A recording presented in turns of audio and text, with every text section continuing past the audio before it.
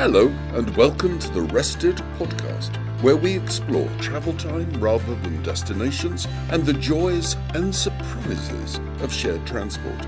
For many, travelling on buses, boats and trains is now a lifestyle choice. My name's Mark Selby. I love the theatre of travel, discovering the stories of journeys and learning how people use their travel time. Thank you to the many listeners that have sent stories, information and questions. My thanks to Christina for telling me the invisible buses of Barcelona are also running in Lisbon. By contrast, Ian got a new bus stop in Wokingham 3 years ago, but a bus has never stopped there. My thanks to Dagmara in Belgium and Jane in Sweden for your encouragement. Liam and Jenny are making good progress around New Zealand, and a welcome to new listeners in Singapore, China and Tunisia. Someone asked, where is Rested going? A great question. I've driven a car for years, and my perception of public and shared transport was generally poor. But I had a eureka moment travelling by train to Spain. It's in episode 5. It caused me to investigate further. And what I'm uncovering keeps blowing me away. I'm discovering travel options and adventures I'd never imagined. And people on the same path with stories that can leave you breathless. Some are much further down this path than me, such as Hilary in this episode. Rested is sharing my journey and those of others. And research shows that the potential benefits for us and for others are immense. So where's Rested going? It's going to make a difference. Now to this week's episode. A blocked nose is unpleasant. A congested road is a pain. We crawl along, complaining about all the traffic, yet we're part of the traffic and part of the problem. As Bing Crosby once sang, we're busy going nowhere. Isn't it just a crime? Yesterday, I crawled along the Hog's Back, a hilly ridge in Surrey. Jane Austen took that road to see her brother and wrote, "Upon the whole, it was an excellent journey and very thoroughly enjoyed by me. I never saw the country from the Hog's Back so advantageously." By contrast, I saw a long, slow line of red brake lights ahead of me. Listening to Wagner provided some relief as I watched impatient drivers cut into whichever lane they thought was moving faster, annoying everyone else. Congestion affects all road users. Journeys are delayed, frustration and pollution mount as pedestrians overtake sleek, powerful, snail-paced cars.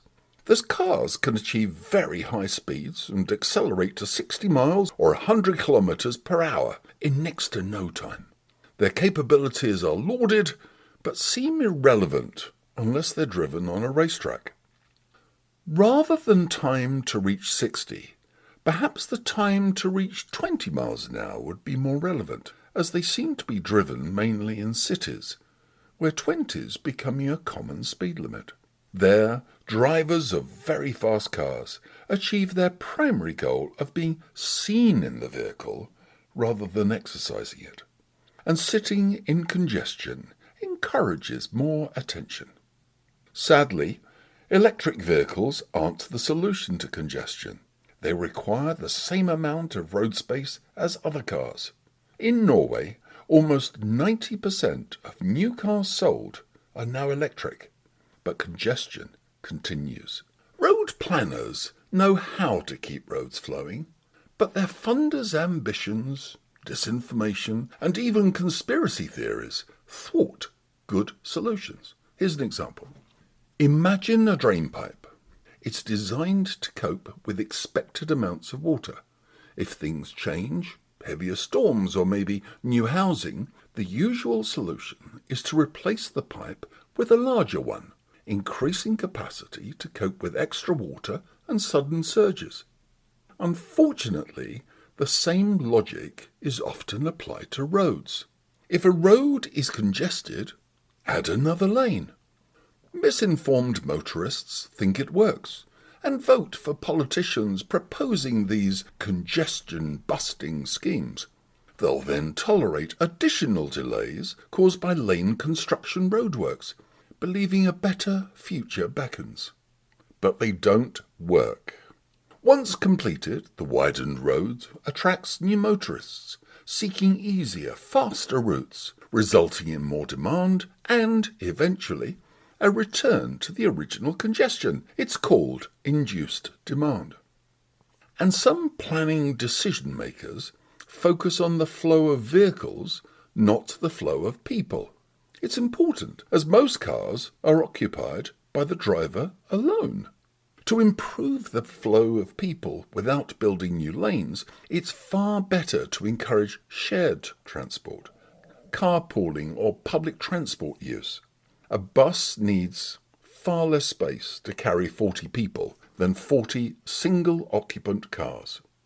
As for car sharing, America introduced high-occupancy vehicle or HOV lanes in the 1970s to encourage carpooling. Unfortunately, they're regarded as a failure in many places. A 2018 study found 84% of the vehicles in Tennessee's HOV lanes were violators. Though creative ways to break the rules, such as inflatable passenger dolls, are sadly amusing.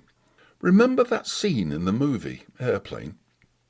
France took a different approach, paying drivers to carry other passengers.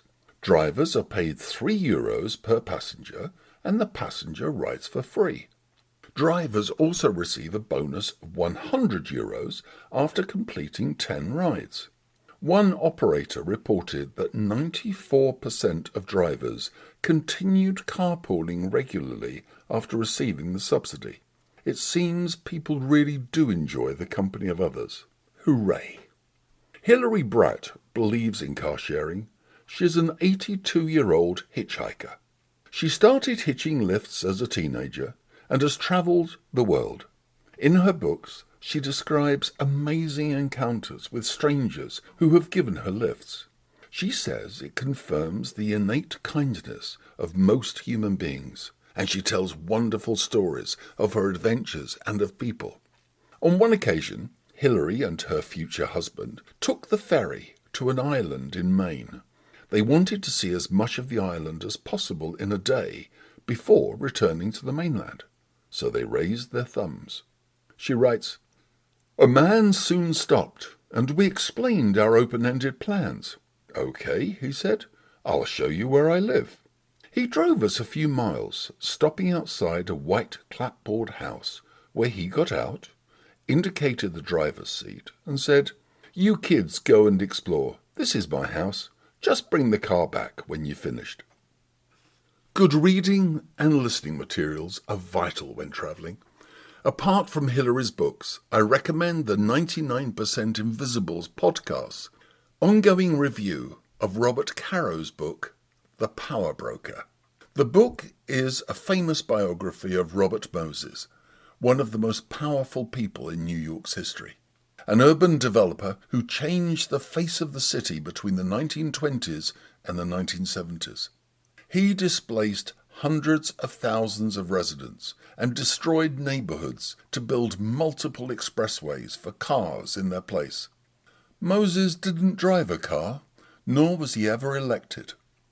His story of achieving and maintaining power is extraordinary.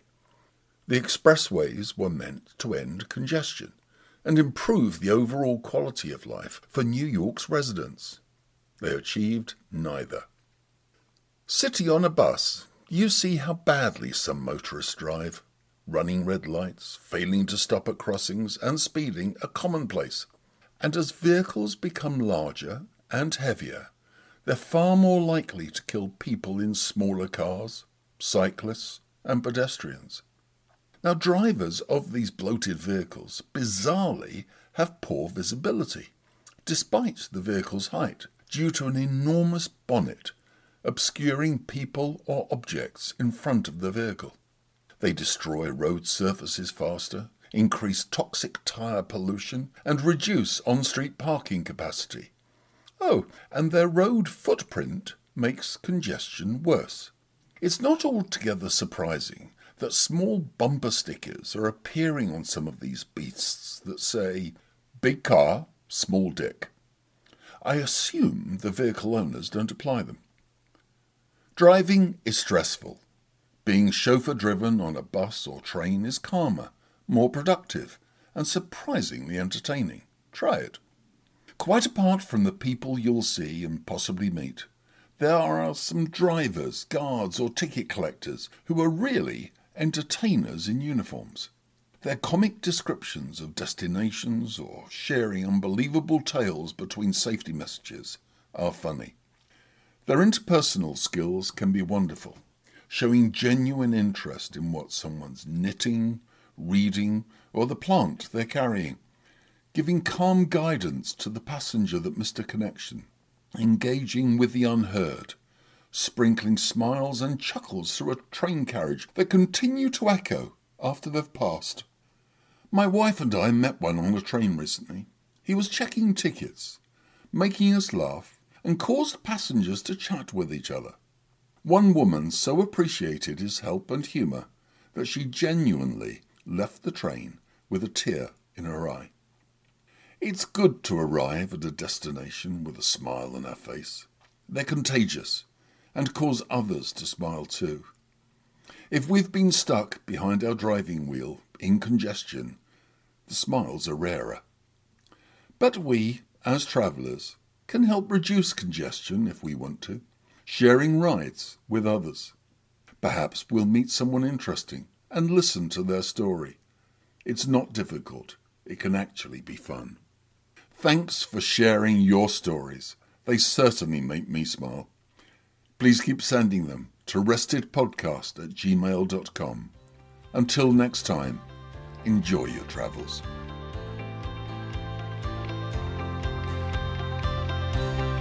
Thank you for listening to the Rested Podcast.